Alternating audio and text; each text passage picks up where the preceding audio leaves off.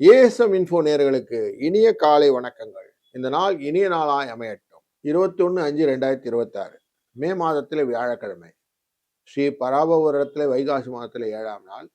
உத்தராயண புண்ணிய காலத்திலே வசந்த ருது என்கிற இரவேணி காலத்திலே ரிஷப மாதத்திலே சுக்லபக்ஷத்திலே இருக்கிறோம்.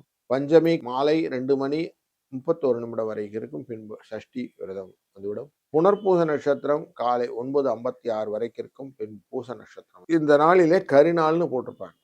கரிநாள்னா என்னதுனாக்கா சூரியனின் தாக்கம் பூமியில அதிகமாக இருக்கக்கூடியது.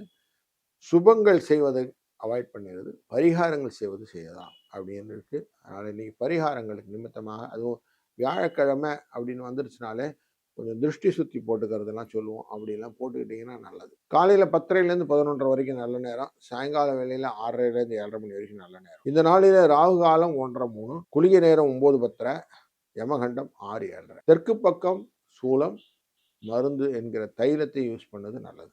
ரிஷப லக்னத்திலே சூரியன் 3 நாழிகை 56 வினாழிகள் இருப்பார். சூரியனின் உதய நேரம் 5:53. மூல நட்சத்திரம் என்கிற தனுசு ராசியிலே சந்திராஷ்டமம் எஃபெக்ட் இருக்கும். சூரியனும் புதனும் சேர்ந்து அமர்ந்திருக்கிற ரிஷபராசி, சுக்கிரனும் குருவும் சேர்ந்து மிதுன ராசி, கேது அமர சிம்மராசி, ராகு அமர கும்பராசி, சனி அமர மீனராசி, செவ்வாய் ஆட்சியில அமர மேஷராசி என்று இந்த நாள் அமர, புனர்பூச நட்சத்திரம் என்கிற நட்சத்திரத்திலே சந்திர பகவான் செல்வதனாலே, பூச நட்சத்திரத்துக்குள்ளார வருவதனாலே மிதுன கடகராசிக்குள்ள சந்திரனுடைய பயணம் இருக்கும். இந்த ராசியில ஒரு ராசிக்கும் எப்படி பலன் இருக்கு பார்ப்போம் வாருங்கள். கன்னிராசி நண்பர்களே, நீங்க நிறைய பயணங்கள் எல்லாம் இருக்கும். ஷார்ட்டர் பயணங்கள், லாங் பயணங்கள் எல்லாம் இருக்கும்.